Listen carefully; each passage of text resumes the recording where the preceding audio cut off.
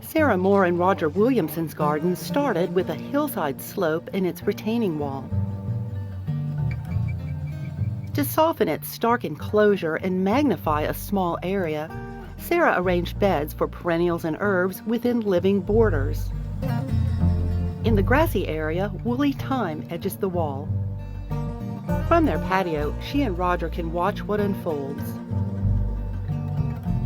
But one day, Sara realized that the patio, their garden entryway, was more workaday than inspiring. We wanted to create just a little magic out here and make it seem more like a room. For guidance, they worked with Jenny Peterson, who sees great garden rooms in small spaces, from patios to lofts and condos. I asked her to approach it as if she were decorating a room and think in terms of the whole space, not just the container gardens. All of the elements that you use inside, use outside as well. It's just maybe in different materials that it will stand up to the weather. Like an interior designer, Jenny starts with the architecture. She's got a really nice long patio, but it has a very high ceiling, and you want to fill that space up. One way is with lighting. Roger jumped in by stringing an inexpensive solution that gives their patio room a new personality. I would like for this garden through time to have a meditative feeling, and I think that lights just are magical. To fill the space with charm and warmth, Jenny found an old cabinet that doubles as garden storage with flair. They left it on its dolly for moisture protection and to easily move when necessary.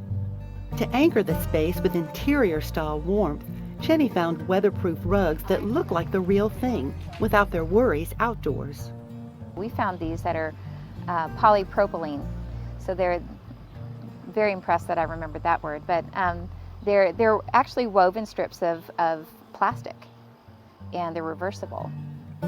To clean, Roger just blasts them with a power washer when he does the furniture. Since strong pillars form the patio's frame, a few years ago Sara anchored one as an entrance with Clematis armandii. Jenny acknowledged the pillars as a key element when selecting containers. For a sense of proportion, she chose a few tall, large pots for more visual impact than Sara's clutter of small ones, and for less caretaking. I think that the first mistake that people make when they're container gardening is using containers that are too small, like the little 12-inch pots that you have to water 4 times a day in the middle of the summer, and they just don't have a sense of presence and they don't anchor the space very well.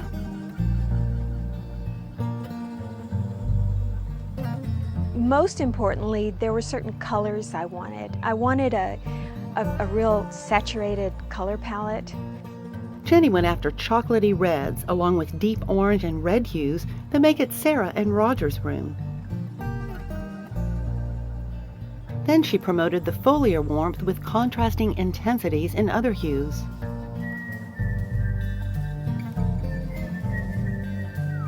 Jenny also looked for textural diversity.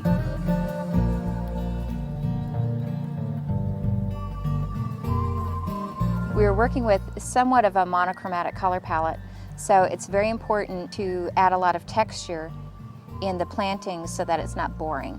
It really adds a depth and richness to a planting, to a group of plantings, if you can pay attention to those things. She renovated Sara's existing favorites for cooking, like bay laurel, to show off its aesthetic as well as culinary contribution. It just gave it a whole new dignity that it deserved. Against the tall pots, a few of Sara's favorite small containers gained new recognition as well. Fairly quickly, in the scheme of gardening, they achieved the transformation, not just in the space itself, but in Sara and Roger's perception of it. And what I've found in working with clients in their outdoor spaces is many of them don't want to spend time outside because it's not an inviting space, and they don't feel peaceful and they don't feel rested, and it doesn't invite them out there. When you transform an area, an outside area, that makes it more of a peaceful, relaxing, restful place to be, you want to be out there.